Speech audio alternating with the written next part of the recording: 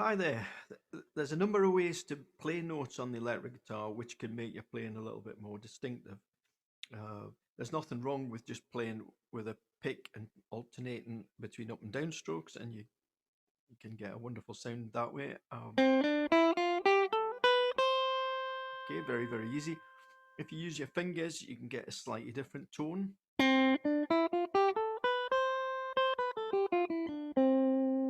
Okay, you can use a different weight on the notes to get an accent on particular ones.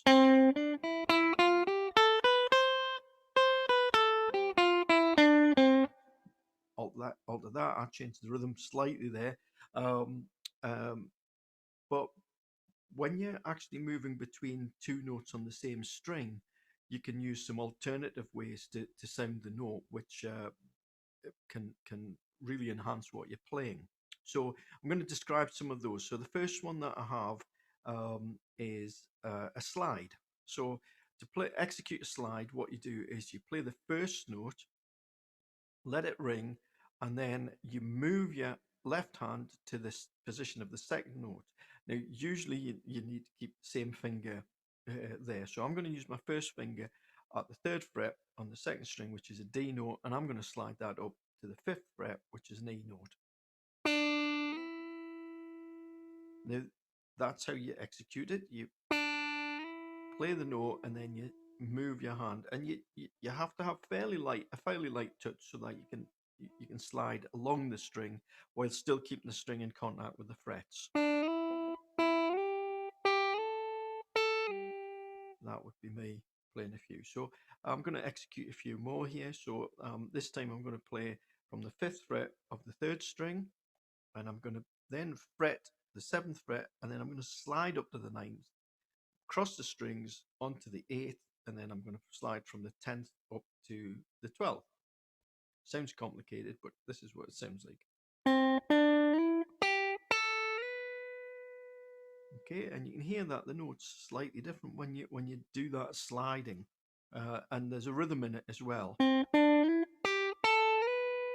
You've got to time it right, and you've got to keep the pressure right to be able to do it. You can also slide down the way.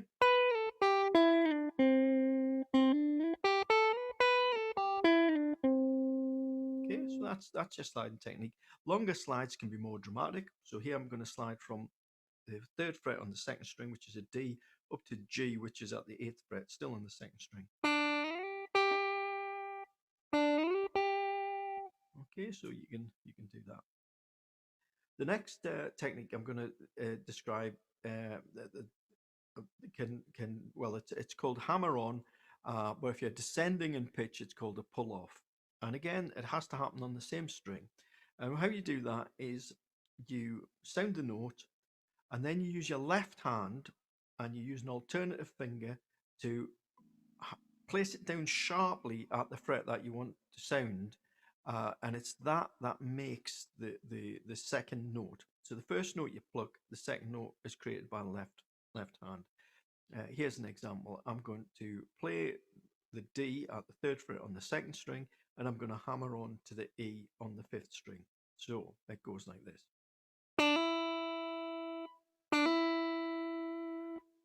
And you can see why it's called a hammer on, because it's got that very distinctive, sharp, percussive sound. Now you can do it really anywhere where you're ascending in pitch. So you can do it from the fifth. In this case, I'm going to do it from the fifth fret to the sixth fret, again on the second string. I'm using my first and second string fingers to do it. If I wanted to go one higher, let's start at the 12th fret, and we're going to go, and I'm going to hammer on up to the 13th, and then onto the 15th. So, and I'm using my first, second, and third fingers.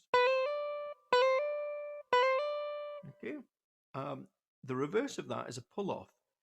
And what you do is you sound the higher note and make sure that you've already got your finger placed where your second note's going to sound.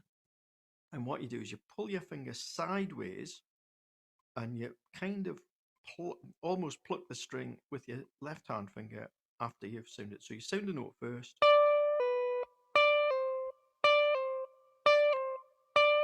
So I'm going from the 15th down to the 13th there. You can do these in multiples as well.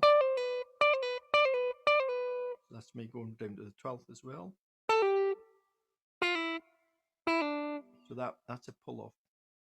The last technique I'm going to describe is bending. So you can increase the pitch of the note by pushing it, usually upwards. You can pull it downwards as well, but what I'm going to do here, I'm going to demonstrate that. And this is better done around the middle of the string, so around the 10th, 12th fret, that type of area. Again, on the second string, I'm going to bend from, I'm going to play the note at the 10th fret, and I'm going to place all of my fingers on that string to support that leading finger, and I'm going to use them to push upwards, keeping the string in contact with the fret all the time. So I'm going to sound the note and push, and you can hear the pitch of that note increases, and that's a bend. Okay, now it takes a little bit practice to do that. You can do a single fret bend, which is if I was wanting to get to that note, I don't push it quite as far. If I want to do a double fret bend, which is to get up to there, and one of the main things is making sure that you do hold the pitch, that you bend it up to pitch, and you hold it correctly at that pitch.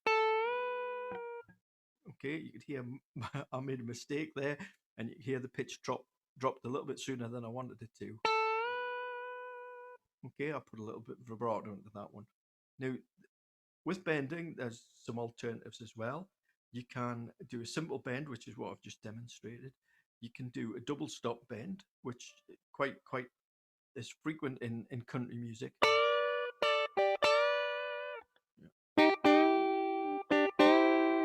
That kind of thing where you've got more than one string sounding at a time.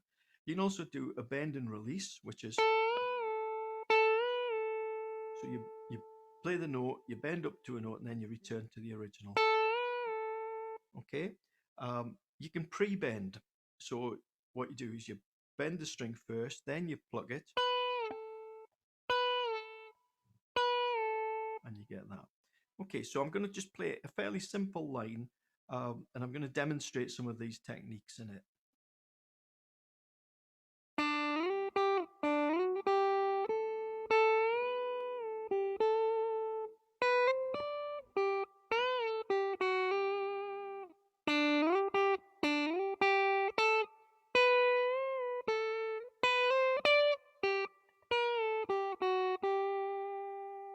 There you go.